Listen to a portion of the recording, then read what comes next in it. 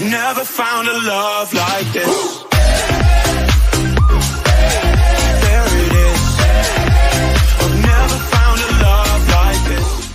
Hello and welcome back to E20 Zone TV. We are here for the second leg preview of the Europa Conference League semi-final against AZ Alkmaar tonight.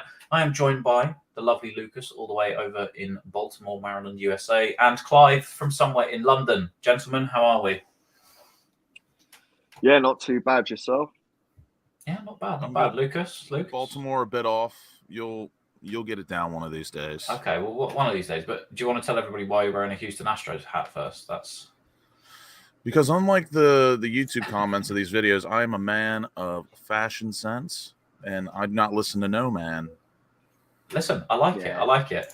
Anyway, if you are new around here, I don't listen. I don't listen to the comments because if I did, then me and you are very, very boring, apparently. Right. Let's not start this just yet. If you are new around here, don't forget, do drop a like on the video, subscribe, become a member for extra content and all that sort of good stuff. But yes, we are here, obviously, to discuss not only the first leg recap, but what to expect in the second leg. Lucas, what did you make of the first leg? Were you impressed by Alkmaar, especially without having some of their more key players available, or was it kind of you just, because Alfie in the preview, when we did the preview last week, he thought we were going to steamroll them 3-0, and I said, hang on a minute, I think they're here for a reason. This is a team that's beaten Lazio away from home, and I predicted 2-1, so I'm glad I got the prediction right. But were you at all surprised by them, or not surprised at all?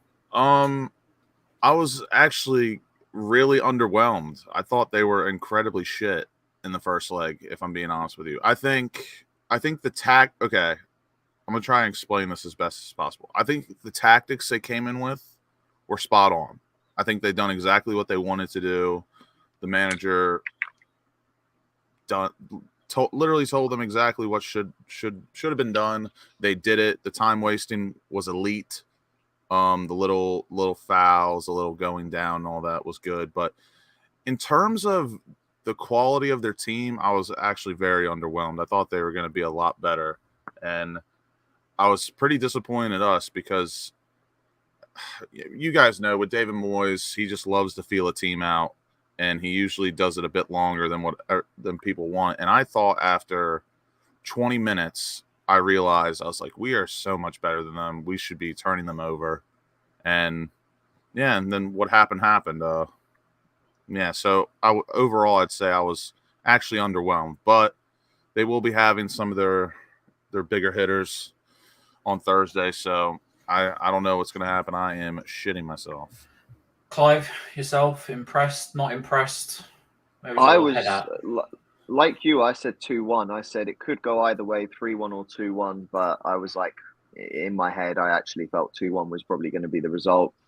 But based on the performance of AZ, I was really underwhelmed by them as well. And I thought, looking at the context of the game, really, we not only would I have been more comfortable with a 2-goal lead, but I felt like we kind of did deserve it. I know we didn't play great either, but some of our final thirds, it was just poor from us. Like they're golden opportunities we should be scoring, with the exception of perhaps Benny's first half strike, which was just a fantastic save from Matt Ryan, to be quite frank. But I mean, there was a couple of opportunities that were just misplaced passing or just poor decision making in that final third, and that's something we've got to definitely avoid.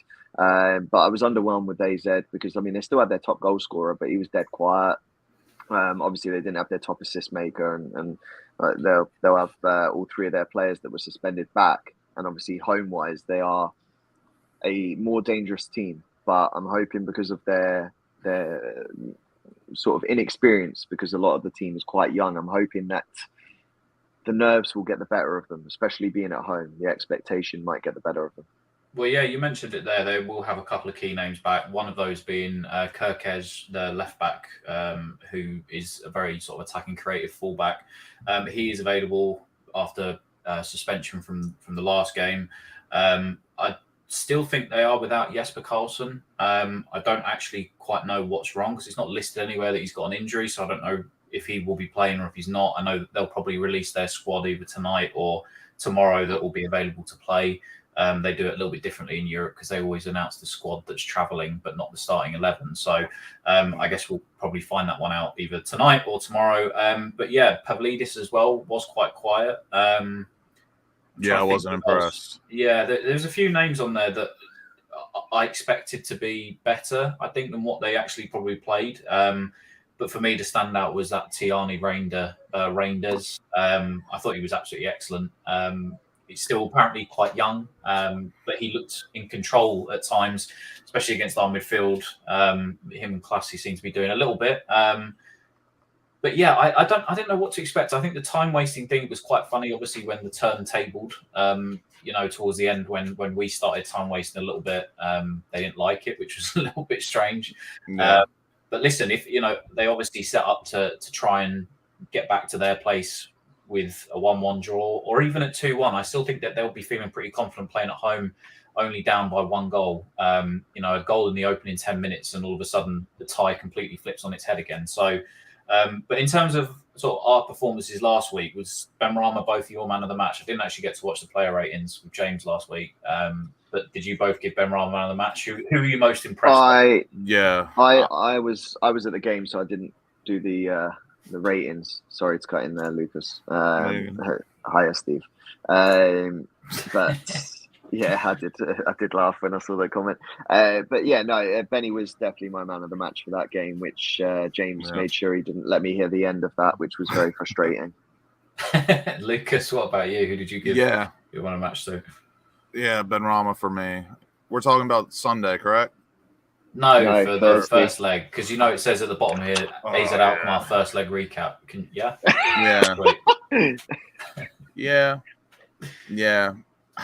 I'll be honest. After I sent a certain tweet and got a barrage of hate, but also a lot of people agreeing with me, it seems a bit of a blur. But Benrahma is probably our best player, I would say. Speaking of barrage of hate, I got it as well this weekend because I said something about Lucas Fabianski, who I believe at the weekend should have saved the first attempt that Mbeumo had. I agree. And he made an identical save literally about 10 minutes later, and he got down perfectly to his right-hand side, and he made the save that he should have made for the first. Areola last week, though, obviously at fault for that goal. For some reason, I don't know why, as soon as that goal went in, yes, he should have saved it. I'm, as a former goalkeeper, massively here, goalkeeper union. You cannot get beaten at your near post. But why do people want Fabianski in for because the amount of tweets I saw about Fabianski starting for the second leg, and he made some key saves at the weekend and whatnot, but are we maybe in a position where both keepers are as maybe not as bad as each other, but are making a similar sort of mistakes, fundamental errors of being beaten at the near post, or would you stick both of you with Areola, or is it potentially a little rotation? I would stick with Areola, but what I would say is this. I think some of the criticism towards him was a little bit unfair because one of my mates, he's a goalie, and we was talking about the bounce just before. And I think the bounce can sometimes catch goalies off guard. I'm still thinking he should have got a touch to it, but I don't think it was as clear cut as everyone perhaps suggests with Areola. But the only time I'd sub him is perhaps for a penalty shootout, because after going to that game against Blackburn earlier this season, we've got no hope of him saving a single penalty.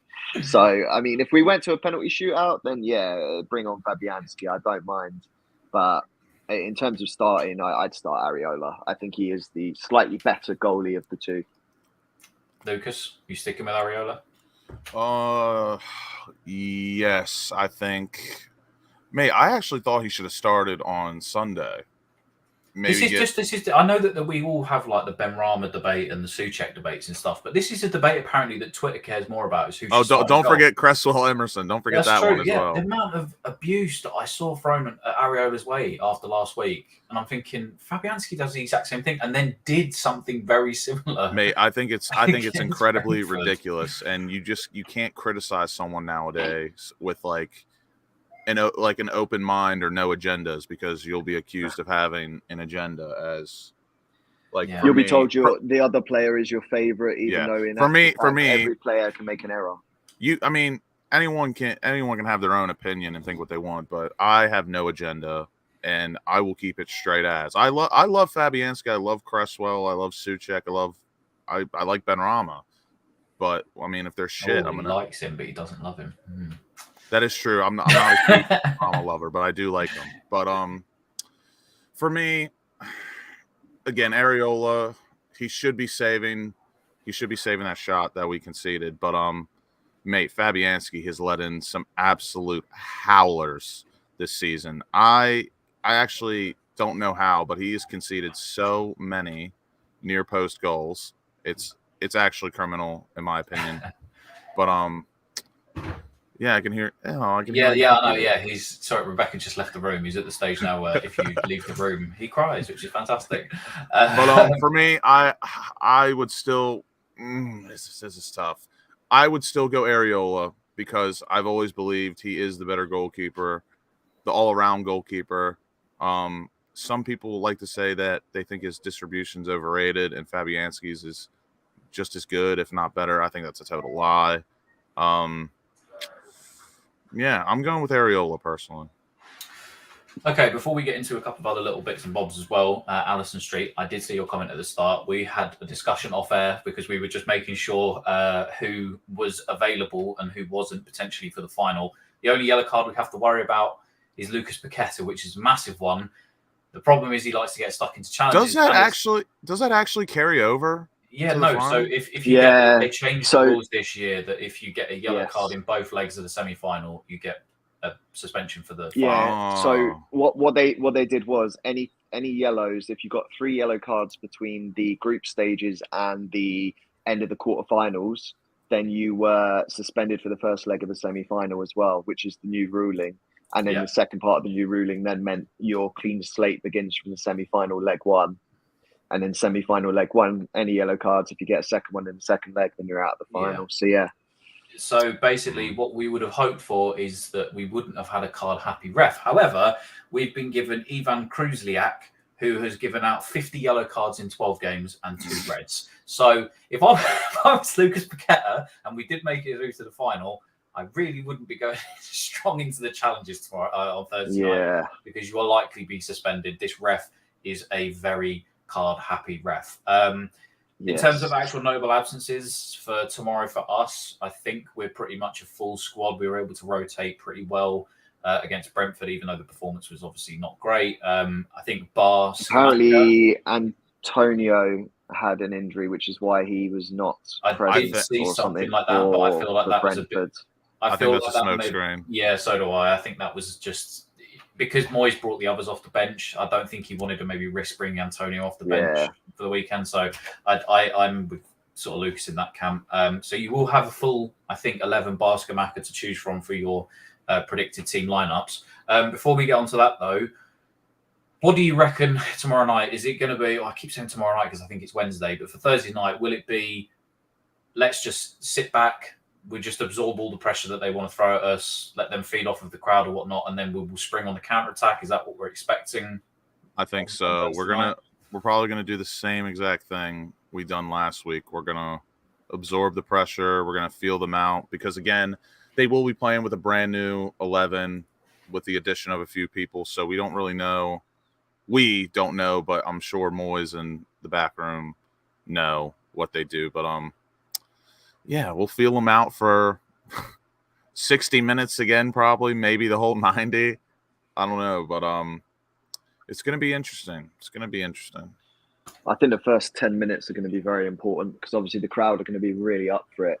And Dutch crowds in general are always quite up for it. I don't know if anyone's ever seen any clips or anything, but the Dutch crowd, they are quite mental. Mate, their away support was very good. Yeah, exactly. So I think, I think it's going to be an interesting game to see how we sort of start off. But I expect us to go for the counter attack. To be honest, I think as long as we can settle into the game, then I think if we can go into half time, even if it's just 0-0 or 1-1, I think we're in a good stead at that point. As Steve mentioned really quickly, because again, you guys in the comments, you're always on top of the things I was going to ask. was the last thing before we move on to our predicted 11s, but Alkmaar, they did beat FC Emmen at the weekend 5-1. It doesn't look like they've rested as many people as we did. It looks like they went full strength and smashed Emmen. But also Jesper Karlsson did come off the bench for them, which is interesting. So maybe he will be fit for tomorrow night. But it looks like they just stayed full strength, which could play a factor into tomorrow. But as Steve mentioned, I know people say bang average teams. I do think, as we've all discussed just there, Dutch crowds are known for being very hostile, good atmospheres and stuff like that. And I think that will play a massive part for them.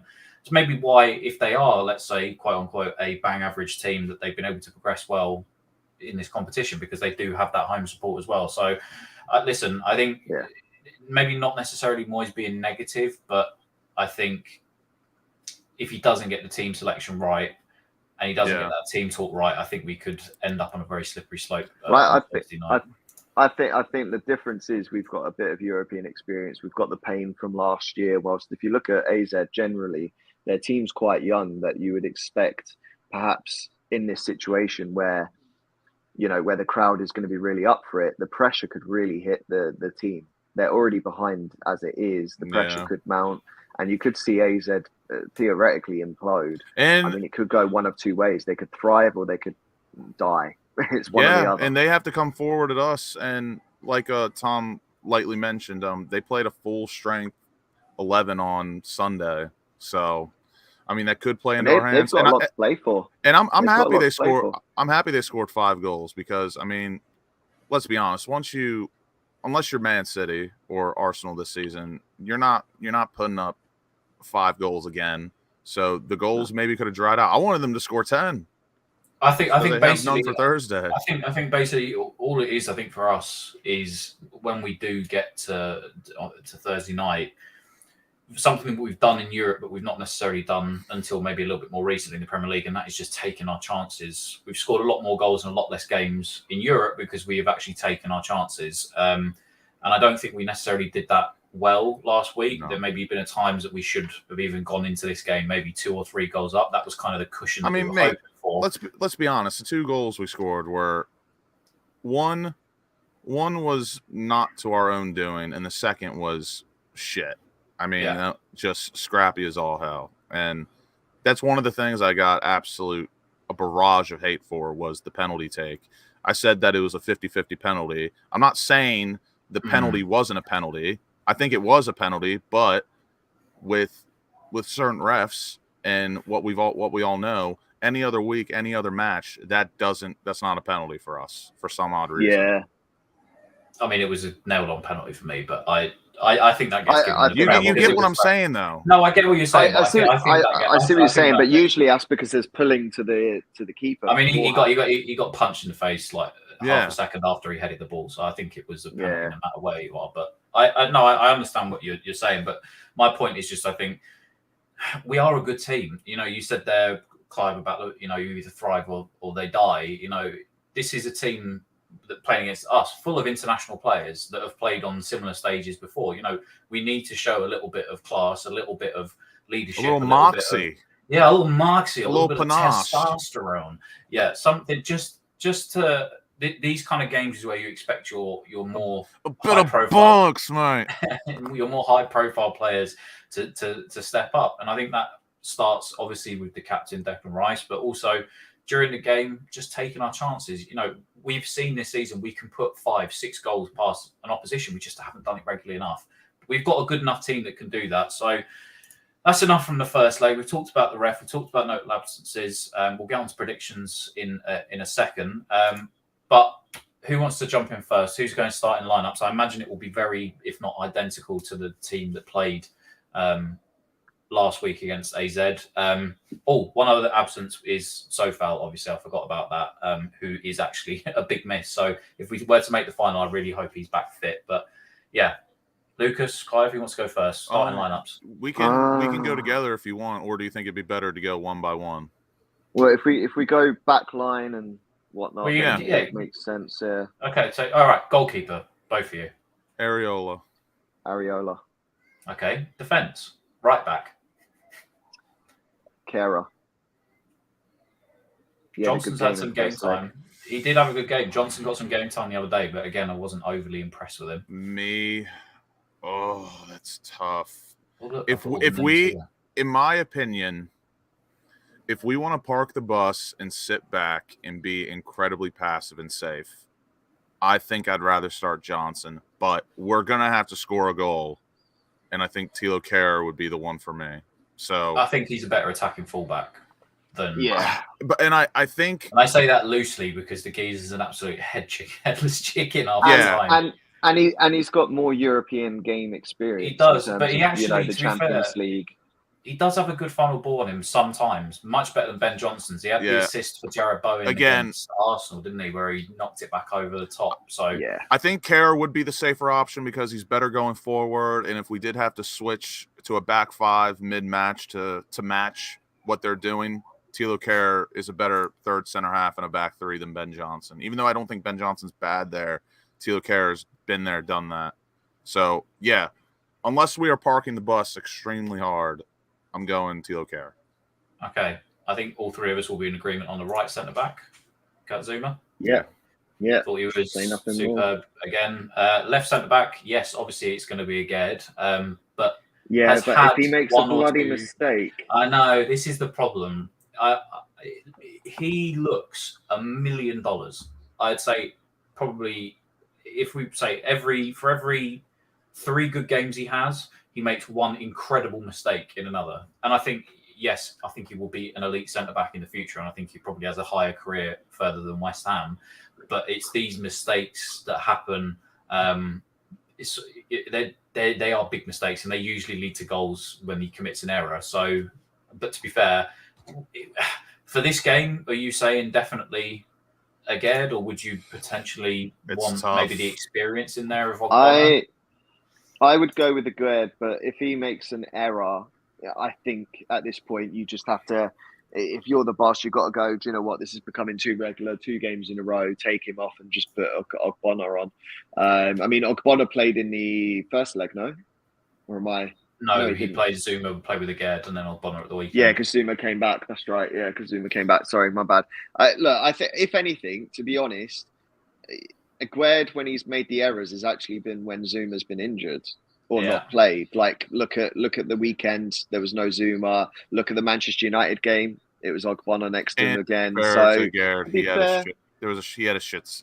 All right, let me throw this one at you then, on Sunday Lucas, as well. and the chat as well. Get your comments in as well about who you'd like in your starting 11s before we get into our match predictions in a few minutes. But Lucas, if you are wanting to park the bus, dare you at all go with 5 at the back and play Zuma, Ogbonna, and Aguerd? Are you leaning towards a 5-back rather than a 4-back? No, I still want to play 4, but again, listen, if we go a goal up, I have no problem. Yeah, in the second half, I agree. 60 minutes, just taking either Benrahma Bowen or Paqueta. I totally agree, and it's again, people find it hard to decipher between what we want and expect and what Moyes is going to do. So that's why when predicting lineups and people just go way left field out of the blue, it just doesn't make sense. But I think Moyes will still play 4 in the back, but if we were to go 5 in the back, Ogbonna all day. But Aguerd for me, I still think you got to trust your signing, your star boy signing. Obviously, Lucas Paqueta is a star boy signing, but Aguerd is right behind him. So yeah. Listen, Steve, I think all 4 of us are saying back 4, but it wouldn't shock me if Moyes after 50, 60 minutes went, hey, we're 1-0 up in this game, let's chuck on another centre-back and watch it all go to shit. And well, not even that. If we're 1-0 up with 30 minutes to go, that's 2-0 aggregate. So, by all means, they've got to score two goals in 30 minutes, 5 at the back. You're making it harder for them. So, yeah, I could see it as well. Yeah. I hope we don't. Left back, the one I'm sure somewhere in the world, WestHamOnline, James, everybody else, you two are all going to disagree with. Is it going to be Cresswell or is it going to be Emerson? It'll be Cresswell, but I don't rate it. You want Emerson? I rate it. Yeah. Lucas wants Emerson. You want Emerson as well, Clive? No, you want Cresswell? I don't. I rate Cresswell. I think in the first leg he played well, and I think he's put all the woes of the last semi-final last year all behind him. And if anyone don't wants hold to... your breath, please. He We made got the errors one in more the first match. leg. He Hang on a made minute. the errors in the first leg. Hang on a minute. This man has taken time away from helping defeat the Nazis to just leave a comment saying about Moyes parking the bus. Fair play. Let us know down below as well, Cresswell or Emerson. Who would you opt to choose? Hammerhead saying Cresswell To counter Emerson Clive. for Cresswell. Again, I love Clive. We're not going to get into an argument. It's just preferences at the end of the day. But for me, just Cresswell just doesn't offer as much, in my opinion, as Emerson. In my opinion, I think Cresswell defending is a unit. I think he's a bit better than Emerson, but I think Emerson, I just don't think there's a massive fall off in defensive quality with Emerson. That's just my opinion. And Emerson can go forward and get back. Cresswell cannot go forward and get back. And Cresswell is not bad at linking up play, but I think Emerson is just as good. Basically what I'm saying, I think Emerson has more panache than Cresswell. But I'm not laughing. Would you not argue that Cresswell, obviously in this scenario, I think, utilizing our taller players and whatnot, getting a header in, stuff like that. I think getting Cresswell to whip one in is probably more realistic. That's not bad. I don't disagree. I don't think his final ball has been as good as it has been the last couple of years. Yeah, it hasn't. No. My other thing, his corners actually I think have improved since he's come back in, like steadily. Not vintage Cresswell, but I'll give him that as well. I just think Emerson offers more currently than Cresswell, and whoever backs Cresswell more than Emerson or hates Emerson, because there are people that hate him, I don't think the drop off is as bad as what they think. But I think it's just Emerson's laziness when he makes an error is why it gets highlighted, because if you look at when he makes an error, he is slow to react after. But so is Cresswell. Yeah, I know he is, but the difference is Cresswell's 33. Listen, Emerson's late 20s. Can I just jump in here? I need to, just because these comments, there's a couple here that are just making me laugh. This is what I was thinking. Are we really going to trust Aaron Cresswell in the second leg of the semi-final? I'm not going to be childish. Anybody remember what happened last year? But Allison's saying obviously that they said he's got a chance to atone for last year as well. That red. He's already started to atone. That second red was awful. But sorry. The Leon one was absolutely dreadful. But the second one was pure idiocracy. Yeah. Yeah, but against Frankfurt, what was it? It was in the first leg was when he got the red, wasn't it, in Frankfurt? No, so at least, was it second leg? Because that was when Moyes punted the ball at the ball boy. All Cresswell's going to have to do is he's going to be like that dog with the meme, and he's just going to start hearing sirens, and he's going to get flashbacks. Yeah. Listen, again, like I said earlier, I love all these players. There might only be one or two West Ham players that I've ever played for this club that I genuinely have not liked, but if Cresswell does play, of course I'm going to be cheering him on. I'm no fucking idiot, and I do love him, but I'm not even thinking about what he done in the past. I in my heart of hearts and what I've seen this season, I do think Emerson offers a bit more, but I have faith in Cresswell because he's a safe option in my opinion, and I don't mind playing it safe at left back. All right, yeah, I'm gonna say Cresswell. I think for me, the only thing is if Moyes wants to go with the back five, which none of us are going to agree with, I think Emerson's probably the man for that. Yeah. I think he's better as a wing back than he's an actual full back, and that could change depending on how the second half shapes out, whether or not we go a goal up, and he wants to change to a back five. Then I imagine maybe Emerson will be a sub to bring on. Purely because of rotation, I will pick Cresswell. But if we all know because Emerson started at the weekend, Cresswell's going to be starting. So, so hopefully he gives us a good. I still don't think he can go 90 minutes, but if he can give us a great hour, 70 minutes, I'd be very happy. An hour and 70 minutes. Well, how much extra time does he want to play? Well, all those yellow cards from the ref, there might be about fucking 20, 30 minutes of coming out added time as there is. Yeah, so what we got? So we're all in agreement so far. Areola, Yep. Kara, Zuma, Aguerd, Yep. Cresswell. Yep. There's your back. Yep. There's your defense. There's your back line. The midfield will pretty much skip over because I think we can all agree that it should be Souček, who the other week I thought had a very good game, and I even said to Clive when he had that great game against Man United, I was first to admit I hold my hands up. He was great. So some more of that. He wasn't bad last week, but if he could play like he did against Man United, I'd be very pleased with that. Declan Rice, obviously.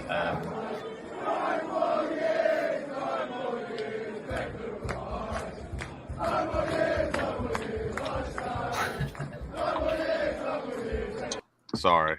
Okay, well, if the reports are true today and Arsenal are coming in for 90 million and Xhaka's off to Leverkusen, then it may be one more month Declan Rice at this point. But 4 more games. Four more games, Declan Rice. But listen, do you know what? If he won us the Conference League, I'd let him walk off. I rate that, Tom.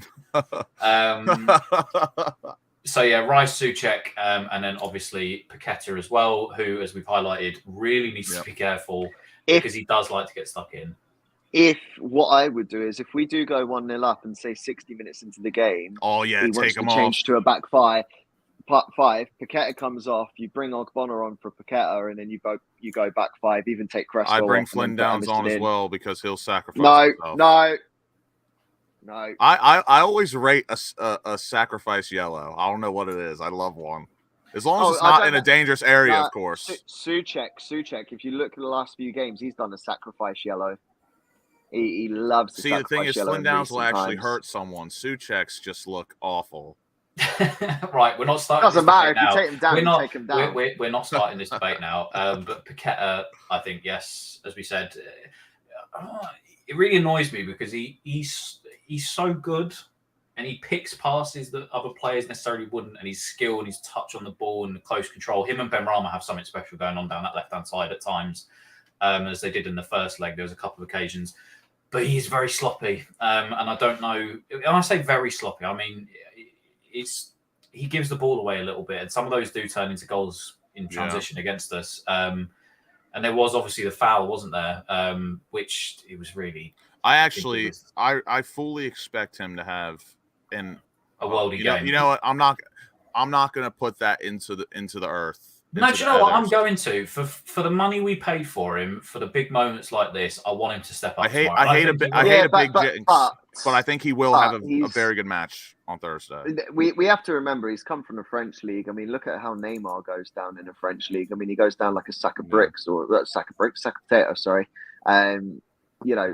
From the smallest touch, like you can touch him with his and that could maybe go to our benefit tomorrow. Who knows? Or not tomorrow, Thursday. Sorry. It might. Yeah.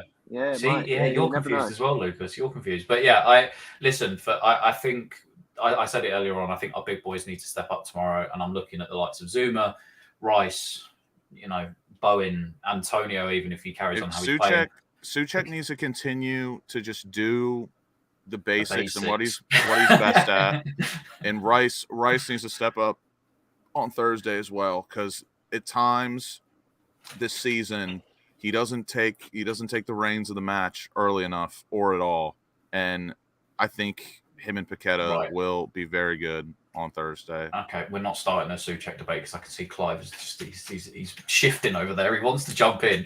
But in terms of attack, I'm pretty sure again our front three will be exactly the same. Jarrod Bowen, I think our uptick in form over the last month has coincided with Bowen and Antonio finally actually showing up for once, which has been really good. Antonio, if apparently X has said he's fit as well, so yeah, he's an automatic starter for all of us. I thought he ran his socks off in the first leg, and yeah, he deserved his goal as well.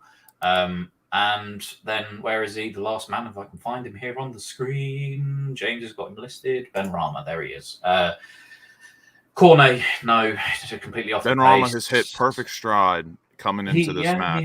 He has. And do you know what I was going to say, right? And this is one for the weekend. The last game when he scored the penalty. I know there's this massive discussion this season about how many goals from open play does he have versus how many he doesn't have. I'm just glad that we've got somebody at the club that knows how to take a half decent penalty. I always think that that's a good thing. And listen, tomorrow night, Thursday night, it could go to penalties. So we need some half decent penalty takers on the pitch. So that's obviously the other side of, do you take Paqueta off early at 1-0 up? Because you English lads cannot take a penalty to save your lives, especially under pressure. Yeah, okay. All right. Look, Florian Balogun signs for the US men's national team. It's true. It's true. I'm sorry. And you know it's true. As a goalkeeper, please answer me. Why does every English person go bottom right?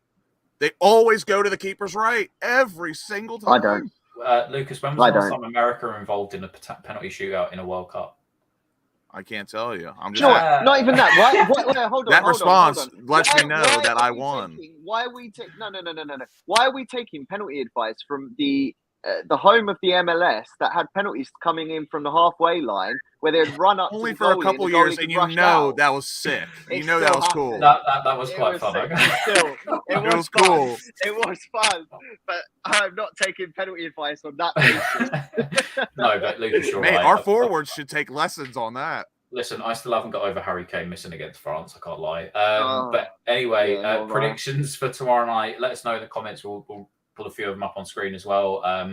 What are we saying? Are we expecting penalties tomorrow? Are we going to win it in normal time, or are we going to lose? Because if you are Red's boss, I'm pretty sure that he's going to say in the chat currently that we're probably going to lose in normal time, and that's fine. Steve early going in with a 1-1.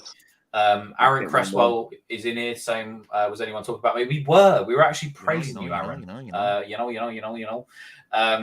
So yeah, give us your predictions quickly. Him and Ben Rama have got to have the greatest conversations over a set piece. You know.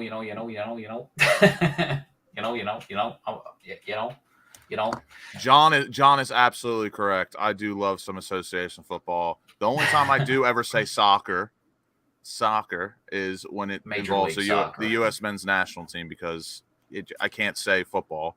Okay, right. Just let's forget about the Americans for a second. Lucas, sorry. Yes, go ahead. Give us your prediction for tomorrow. Not tomorrow night. Oh my God, the Thursday night. Thursday. For me, Thursday night. I'm actually going to predict the same score as I did the first leg. I'm going to go 3-1, and I think the way the match will play out, I'm very hopeful we score the first goal, which will give us a two goal lead, and then I do believe Alkmaar will score after that. I think we'll go into halftime 1-1.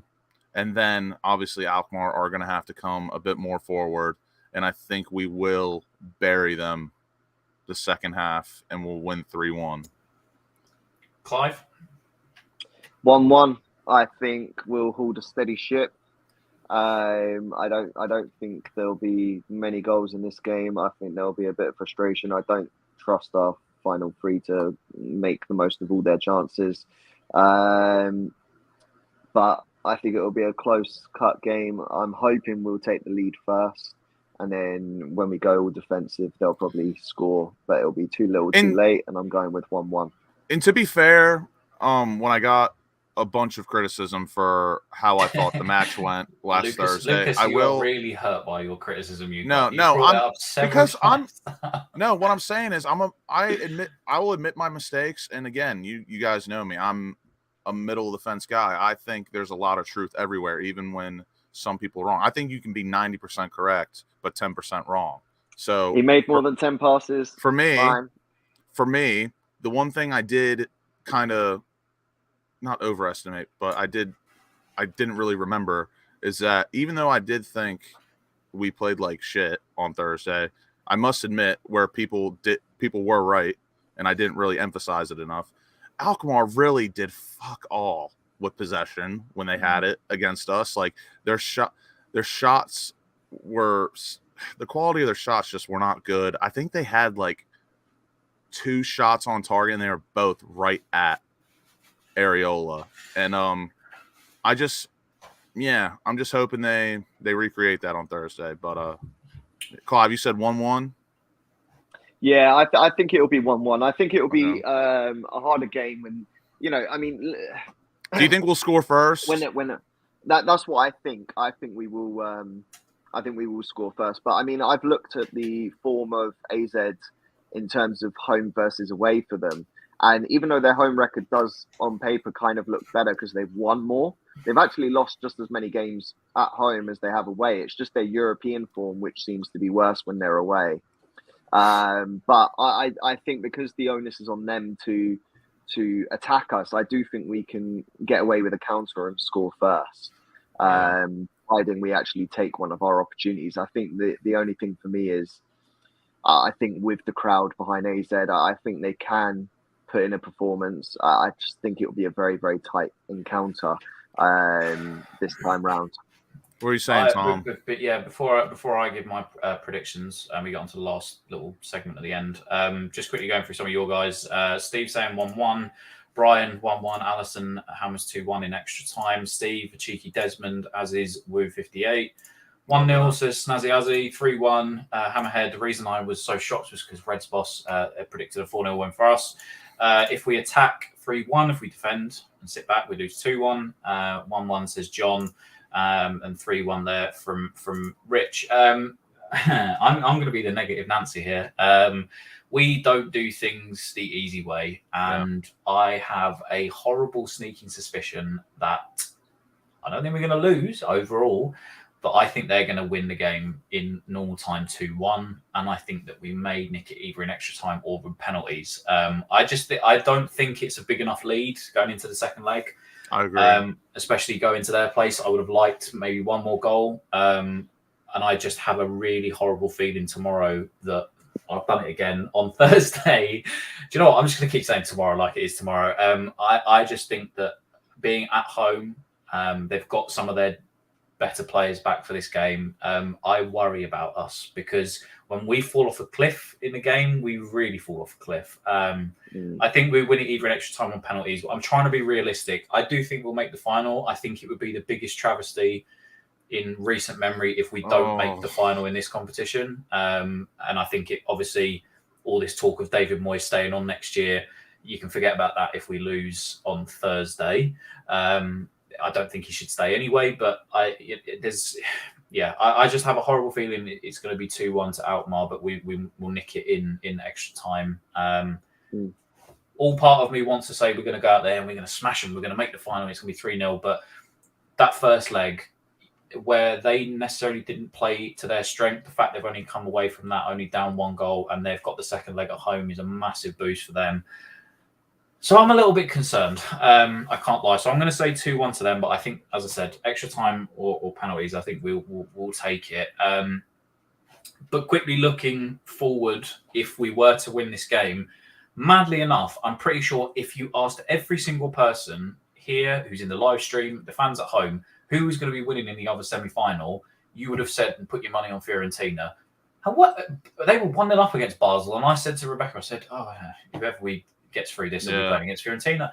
Basel beat Fiorentina 2-1 in their backyard. Those limbs in the 93rd minute when that winner goes in had to have been unreal. Yeah, so this, like I'm saying, this is kind of what I'm saying. This competition, it throws up surprises. So that's why I'm trying to say, if we end up losing in regular time tomorrow, it wouldn't shock me. As always, I want us to play with confidence, not cockiness. And sometimes it does.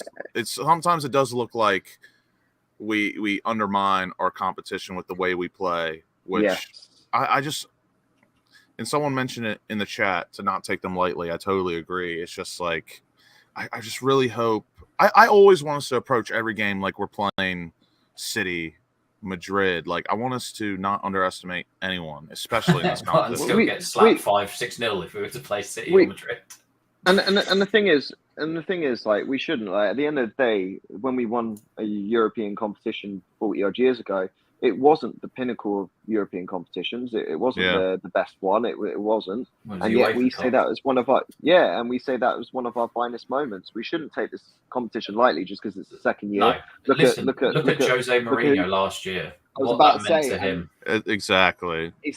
And if he's crying over the Conference League, I'm crying over the Conference League. Yeah, and he's got it tattooed on him. And Yeah. you know, now he's got an opportunity to win the Europa League, and then he could Yeah. end up going into the Champions League with And Roma. this is also the massive thing for us. It's not just about winning the silverware. If we actually want to stay relevant and we can reinvest the Declan Rice money, if he was to leave, into quality players, we have to get European football, and this is the only chance And now we we have. need- Well, we need to attract we'd players. be guaranteed the Europa League, which means more money than what the Conference League brings in. We can which knock means we'll out- probably spend more money in a transfer window And- on top of the money from Rice. And in the process, we can knock out attract a better manager. Tottenham, We can attract a better manager as well, and that's the most important thing. We're just we're a more we're a better looking. I don't know. Let's compare us to it. We're a 10 out of 10 female, maybe a 9 out of 10 female. We would potentially be better looking than Tottenham Hotspurs, who might not even get European football because they're in 7th place and might finish in 8th if Villa go above them. Exactly, and it's all about the fine margin. And if we get a Europa League spot, don't we take that away from someone? No, we don't. I looked it up. So UEFA changed the rules a few years ago because of when Chelsea won the Champions League, but didn't qualify for it or something. And now the ruling is European competition does not have an effect on the domestic leagues, which means the top 7 positions remain the same. That. So there'll be an additional place in the Europa League added it for the winner, basically. I hate that. So that means 8 teams could end up in the league. What I would also say is Tottenham Hotspur last season were in the Europa Conference League. Yeah, they got absolutely smoked. Yeah. Because who was it that we took it away from when we finished 6th? Didn't we take it away? Or no, 7th? No. We took it away from someone. I can't remember. Listen, it's not the point. Anyways. But as I said, Thursday night is massive, not just for this season for us and players like Declan Rice who will leave West Ham with a legacy, but it also for the future for us as a football club in the next few years, how we're going to look to shape ourselves, the next manager we choose. It all comes down to having European football and building on that success. So listen, Thursday night, biggest game since obviously last year's semi-final. But I'm looking forward to the watch along, but I'm not. Yeah, like I'm absolutely shitting myself, and the fact that I will be clipped up when we eventually lose because that is the West Ham way. But Lucas, where I'm staying, there's a sports bar, so I might end up in a sports bar as soon as I land. Are you going tomorrow? No. I'm not. It's Thursday, not tomorrow. But also, no, I'm going to the Bahamas, mate. So I'll be in. Well, look at that! It's just unbelievable. Speaking of foreign things, quickly, Lucas, before we go, somebody did ask this at the start. True Cockney wanted to know. Keep it short. Keep it short and sweet because I've got a child asleep. In the other room, I never mind telling the story, but basically, I watch a lot of YouTube. A lot of FIFA YouTube, and there's this one YouTuber, his name is Spencer FC, big West Ham supporter. I always watch his FIFA Ultimate Team videos, and then I also followed this one YouTube channel that I was elite back in the day, Copa 90, and they did a little 6-part series called Why I Love West Ham, Newcastle, Chelsea, Arsenal, yada yada. And I've always been interested in football. I was a huge U.S. men's national team guy for a long time, but never really got into the Premier League. But then I saw his Copa 90 video on Why I Love West Ham, and something just clicked in my head and in my heart. And really, it doesn't feel like I chose West Ham. It kind of chose me. And yeah, that's long story short. Went to my first match. My first match was the Europa League semifinal at home. Unfortunately, never got to go to Upton Park, which is a shame. I was in uni at the time, but yeah, that's basically it. If you want to know more, if you follow me on Twitter, if you DM me, I will give you a longer story because I do like telling the story. I think it's a bit unique. Listen, just quickly, just keep talking for 1 second about your experience there because I just want to show the chat something. Hang on, if you just keep going for the semifinal. Yeah, just I just need about another minute till I find what I'm trying to look for really quickly. Fine. And then like I said, my first trip over to England was for the semifinal of the Europa League against Frankfurt. That's when I met Tom, Rebecca, Fever, and a whole bunch of others for the first time, and it was really special to me. And I was over last season. I was over for like 33 days the first time. The last time I was over, I was here for like 45. So I really do try to come back every season. I will be back over for next season to make it 3 in a row. And I do plan on staying just as long this time. And yes, I have contemplated moving. And listen, I finally found what I was looking for. One man and a Copper 90 video, and then the next thing you know, he's at your wedding. You know, he's at your wedding. Don't make me cry, Tom. Listen, one Copper 90 video. Look at the floral pants, but one Copper 90 video, and the man's at your wedding. It's incredible. Yeah. mate, when you put it that way, it is like, not to get emotional, but it is beautiful because I do love you all. You're my good mates, and I'm already getting tears in my eye, bro. Listen, for anybody that says that Americans are not, real fans, and they get the amount of people I see get pissy with people for supporting a club from over in a different country is mad. The guy, I've seen him at games. He's one of my best friends. He cares more about West Ham than most people do. So.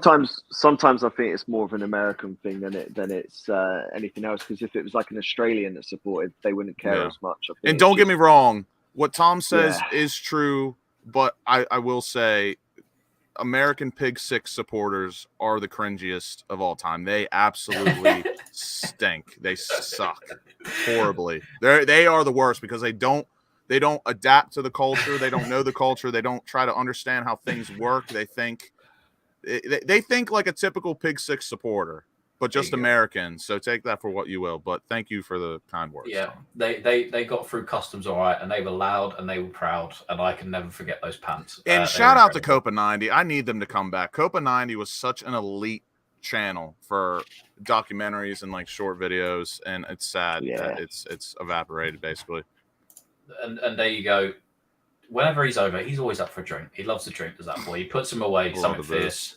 Anyway, that's all we've got time for today. It's run a little bit longer than I anticipated, but it was a good chat. Thank you, Lucas. Thank you, Clive, for being on tonight. If you guys are new around here, don't forget, do drop a like on the video, just for Lucas's pants alone, as he would call them, pants. Hopefully tomorrow. Hopefully on Thursday. Oh, I'm so devoid of any sleep. Hopefully, when we come back on Thursday night, when James does the player ratings in the afterthought, we will be into the final of the Europa Conference League. It's a massive game. The players, hopefully, they can right the wrongs and the shit from last year, and we can all be happy hammers on Thursday night. But from myself, from all of the lads, as I scramble to try and find the outro video, we'll see you all then. Bye-bye. Be safe. There it is. I've never found a love like this.